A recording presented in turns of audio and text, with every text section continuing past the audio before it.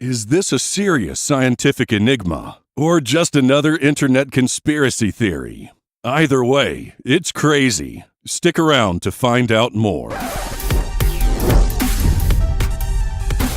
That's crazy.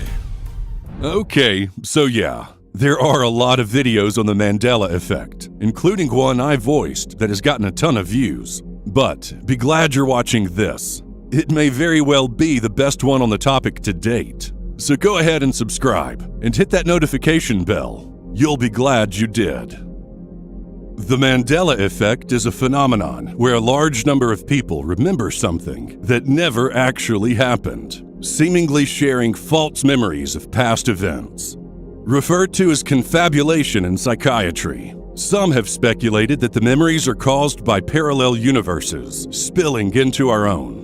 Others explain the phenomenon as a failure of collective memory.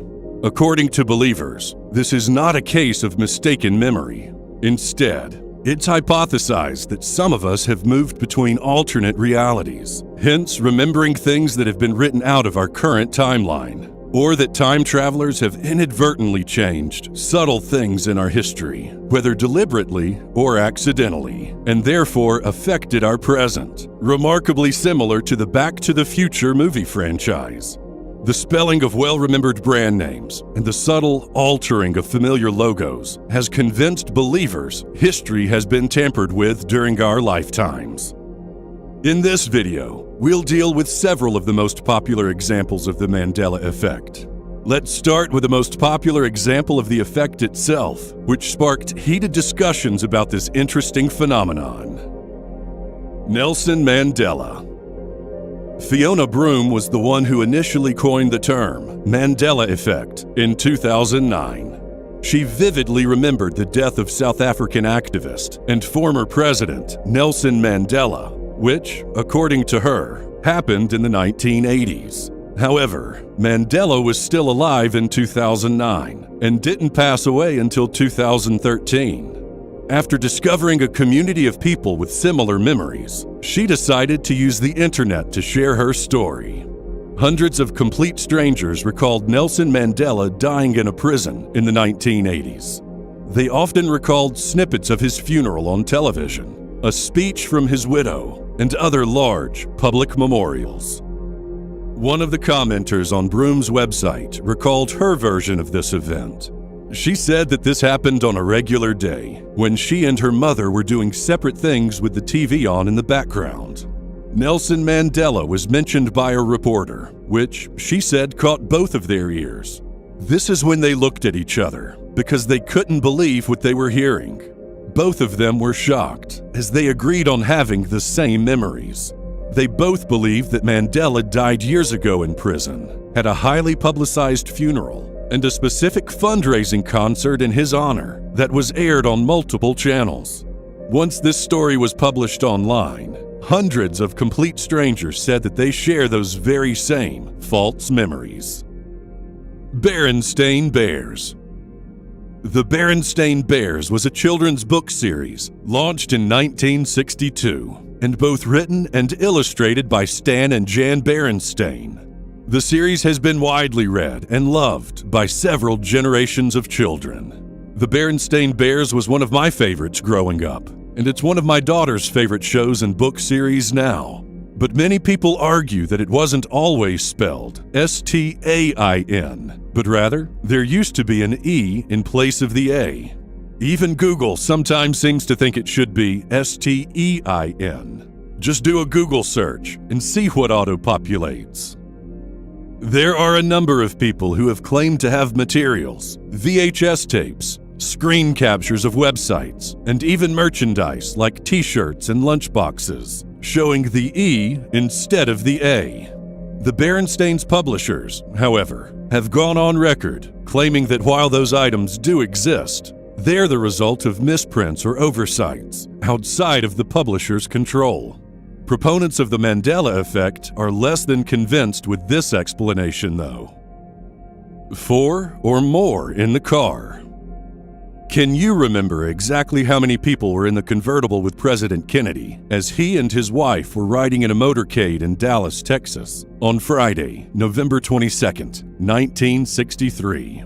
Even if you weren't alive at the time, photographs from that fateful day have appeared in textbooks and on countless websites around the world, so there's a pretty decent chance you've at least seen the images. Most people would answer 4: the President, the First Lady, Texas Governor John Connally, and the driver. But in actual fact, there were 6 people, the other 2 being Mrs. Connally and Roy Kellerman, head of Secret Service at the White House. How could this be? The car was definitely only a 4-seater, right? But if you take a look anywhere now, it's a 6-seater. The presidential limo was a 1961 Lincoln Continental 4-door convertible, codenamed X100 by the Secret Service. Records indicate that Hess and Eisenhart of Cincinnati, Ohio, was responsible for customizing the car to function as a presidential parade limousine, literally cutting it in half, reinforcing it, extending it 3.5 feet in length, and making numerous other modifications. It debuted at the White House in June 1961 and remained in service until 1977. The car is now exhibited to the public at the Henry Ford Museum in Dearborn, Michigan. But is it really the same car? And were there really 6 people in it that infamous day? Conspiracy theorists point to publications at Ivy League and other prestigious universities as proof only 4 people were in the car. Many also used the Texas governor's testimony as an indication he was one of the 4 in the car, not 6. Although he never directly stated anything about the number of people in the presidential limo with him. Tapes of the Secret Service's reenactment of the events show that they used a 2-bench, 4-seat convertible Lincoln Continental as a model, since X100 was impounded for evidence, as they tried to put the pieces of the puzzle together. Maybe they were all experiencing the Mandela Effect. Moving landmasses. There are a lot of people who remember whole land masses and countries being different shapes, sizes, or in different positions than they were before. The most dramatic of these are those places that seem to have completely changed location. A very famous example of this is the island nation of New Zealand. Without looking at a map, where do you picture it being? Does it lie to the northeast of Australia or the southeast? Is it to the east of the continent or the west? The correct answer is that New Zealand is located to the far southeast of Australia, approximately 1,200 miles from the mainland. But for many, this might be quite a jolt. It appears that there's a large and very vocal population of people, in rare cases, even those who actually live in New Zealand, who insist that this didn't used to be the case. Interestingly, there seem to be different camps of people who remember the location differently. It's not only New Zealand either. There are other island countries that people adamantly insist were once in different locations.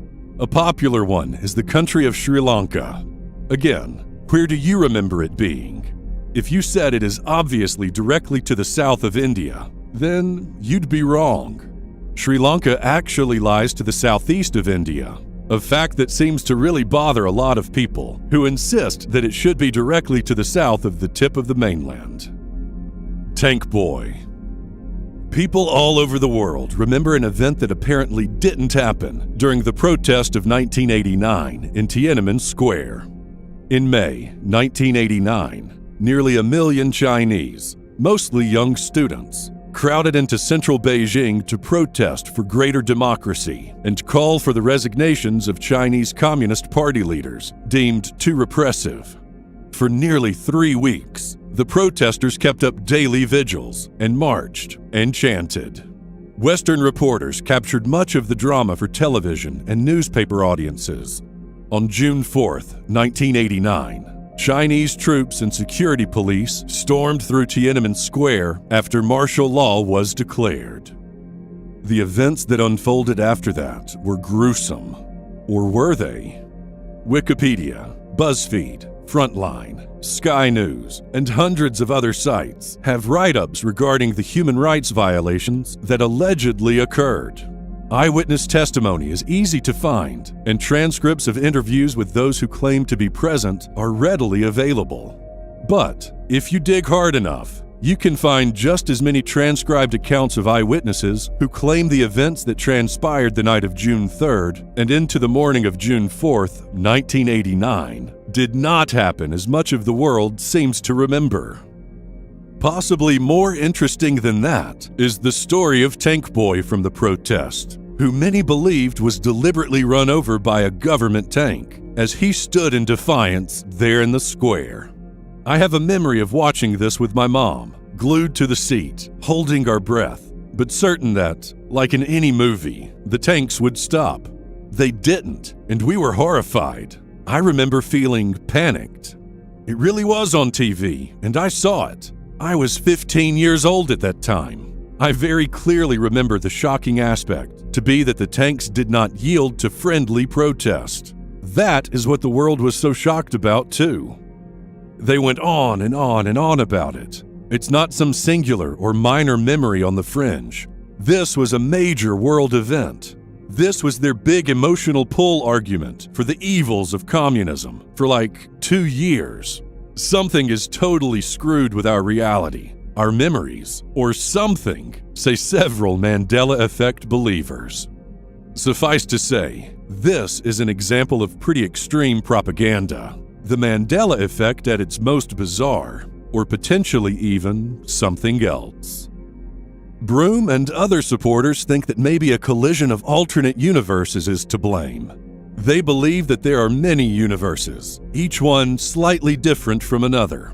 For example, in one universe, the book series is spelled Berenstain Bears, and in another, it's Berenstain Bears.